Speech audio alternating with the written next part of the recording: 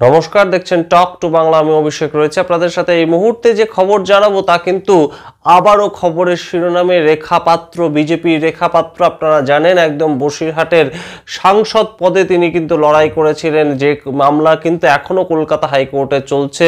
হাজী নুরুল ইসলামের কাছে হেরে গিয়েছিলেন তিনি 3 লক্ষেরও বেশি ভোটে, কিন্তু তারপর থেকে লড়াকু নেত্রী রেখা পাত্র কিন্তু হাল ছেড়ে যাননি, তিনি দমে যাননি। তিনি বিভিন্ন সময় বিজেপির যে সমস্ত যাই একটা কর্মসূচি নেওয়া হোক না কেন সেখানে কিন্তু আমরা দেখতে পেয়েছি লড়াকু নেত্রী রেখা পাত্রকে, এবং সেই রেখা পাত্রকে নিয়েই আবারও খবর যে রেখা পাত্রকে কিন্তু বড় দায়িত্ব দিতে চলেছে বিজেপি, তেমন একটা খবর উঠে আসছে। আপনারা জানেন ইতিমধ্যেই বিজেপির সদস্য সংগ্রহ অভিযান শেষ হয়ে গিয়েছে, এবং তার ভিত্তিতে বিজেপি কিন্তু এবার নিজেদের যে সাংগঠনিক যে সম্মেলনগুলো সেগুলো করতে শুরু করে দিয়েছে অলরেডি জানুয়ারি মাস থেকে, এবং তারপর থেকেই বিভিন্ন মণ্ডল স্তর, বিভিন্ন জেলা স্তর, বিভিন্ন কিছু কিন্তু তৈরি হচ্ছে এখন, এবং তারা কিন্তু 2026-এর জন্য আস্তে আস্তে নিজেদেরকে প্রস্তুত করছে। এবং যেটা নিয়ে, যে পদ নিয়ে কিন্তু বারংবার আলোচনা চলছে যে কে হবেন রাজ্য সভাপতি, আমরা ইতিমধ্যে আপনাদেরকে জানিয়েছিলাম যে শুভেন্দু অধিকারীর নাম প্রস্তাব করছেন একাধিক যারা প্রাক্তন বিজেপি নেতা, ঠিক যেমন তথাগত রায়ের মতন বর্ষিয়ান রাজনীতিবিদ, তিনি কিন্তু বিজেপির প্রাক্তন রাজ্য সভাপতিও বটে। সুতরাং তার মতন নেতা কিন্তু শুভেন্দু অধিকারীকে চাইছেন, তার কারণ হিন্দুত্ববাদী ভোটটাকেই কিন্তু একমাত্র সামনে রেখে চলতে চাইছে বিজেপি, এবং সেই ক্ষেত্রে শুভেন্দু অধিকারীকে অস্থায়ীভাবেও যদি দরকার হয়, তথাগত রায় বলছেন যে শুভেন্দু অধিকারীকে অস্থায়ীভাবেও কিন্তু রাজ্যের সভাপতি পদে নিযুক্ত করা যেতে পারে। এবং সেই কথা যদি পরবর্তীতে সত্যি হয় তাহলে কিন্তু আমাদের কাছে যেটা খবর উঠে আসছে বিজেপি সূত্র মারফত, সেটা কিন্তু অবশ্যই রেখা পাত্র পেতে চলেছেন বসিরহাট লোকসভা এবং বসিরহাট জেলা, অর্থাৎ উত্তর 24 পরগনা জেলার মধ্যে পড়ে বসিরহাট লোকসভা। সেই উত্তর 24 পরগনা জেলার কিন্তু একটি বড় দায়িত্ব পেতে চলেছেন রেখা পাত্র, এবং সেটি কিন্তু মহিলা মোর্চার সামগ্রিক দায়িত্ব পেতে চলেছেন রেখা পাত্র। আপনাদের মনে থাকবে যে সন্দেশখালী গণ আন্দোলন, সেই যে সন্দেশখালী গণ আন্দোলন এবং শেখ শাহজাহানের বিরুদ্ধে যে লড়াই, সেই লড়াই থেকে উঠে এসেছিলেন রেখা পাত্র, এবং এই রেখা পাত্র কিন্তু গত 2024 সালের জানুয়ারি মাসের আগে পর্যন্ত একজন সাধারণ গৃহবধূ ছিলেন।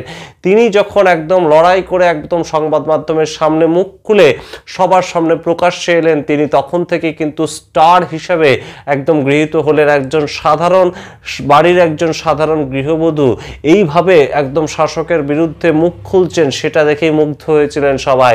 তারপরে শুভেন্দু অধিকারী সেই একদম ঐতিহাসিক একটা সিদ্ধান্ত সবাইকে চমকে দিয়েই তিনি সিদ্ধান্ত নেন 2024 সালে মূলত একদম বসিরহাট, অর্থাৎ সন্দেশখালী বিধানসভা যে বসিরহাট লোকসভার অভ্যন্তরে, সেই বসিরহাট থেকে প্রার্থী হবেন রেখা পাত্র। সেখানেও আমরা দেখেছিলাম যে সন্দেশখালী বিধানসভা এবং আরও একটি বিধানসভা থেকে কিন্তু জয়ী হয়েছিলেন রেখা পাত্র ভোটের নিরিখে, যদিও তিনি সামগ্রিকভাবে বসিরহাট লোকসভা কেন্দ্র থেকে 3.5 লাখের বেশি ভোটে হেরে যান। তাই নিয়ে পরবর্তীতে হাইকোর্টের দ্বারস্থ হন রেখা পাত্র, এবং সেই কেস এখনো চলছে, যদিও ইন দি মিন টাইম কিন্তু মারা যান হাজী নুরুল ইসলাম, যিনি জয়ী হয়েছিলেন তৃণমূল কংগ্রেসের পক্ষ থেকে। সে তো গেল একদিকে, কিন্তু রেখা পাত্র কিন্তু এখন যে পরিস্থিতিতে দাঁড়িয়ে রয়েছে, সামগ্রিকভাবে বিজেপির অভ্যন্তর থেকেই একটা এই প্রশ্নটা কিন্তু আসছে, রেখা পাত্রের মতন যারা নতুন বিজেপিতে উঠে আসছে তাদেরকে কেন সামনে মুখ করে এগিয়ে দেওয়া হচ্ছে না একজন হিন্দু মহিলা রেখা পাত্র, এবং অবশ্যই হিন্দুত্ববাদী যে একটা স্লোগান সেটাকে নিয়ে তিনি এগিয়ে যেতে পারেন।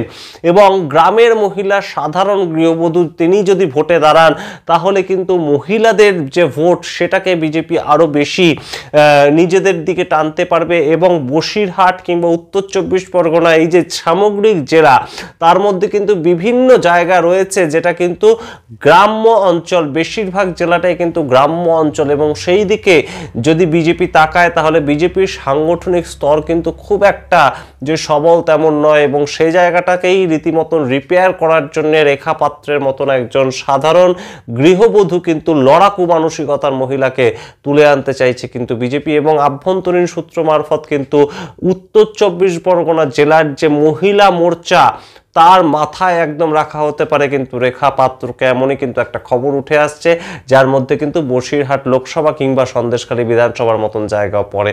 আমরা অবশ্যই নজর রাখবো রেখাপাত্র পলিটিক্যাল কেরিয়ার পরবর্তীতে কোন দিকে এগোয়, এবং বিজেপি এত বড় একটা সর্বভারতীয় দল, তার একটি জেলার একদম মহিলা মোর্চায় এরকম একজন নতুন সদস্যকে বসানো হয় কিনা, সেদিকে যদি তৈরি করা হয় তাকে মহিলা মোর্চার একদম সভাপতি হিসেবে উত্তর 24 পরগনার মতন গুরুত্বপূর্ণ জেলায়, তাহলে কিন্তু অবশ্যই সেটা একটা অভিনব একটা পদক্ষেপ হবে বিজেপির ক্ষেত্রে। এবং অবশ্যই আমাদের চোখ থাকবে যে বিজেপির রাজ্য সভাপতি শুভেন্দু অধিকারীকেই করা হচ্ছে, নাকি সেই আরএসএস বাধা দিচ্ছে যে প্রাক্তন তৃণমূলকে কোনোভাবেই রাজ্য সভাপতির দায়িত্ব দেওয়া যাবে না। সেই সমস্ত উত্তর খোঁজার চেষ্টা করবো আমরা। আপনারা দেখতে থাকুন টক টু বাংলা। ভুলবেন না টক টু বাংলা ইউটিউব চ্যানেলকে সাবস্ক্রাইব করতে। ধন্যবাদ।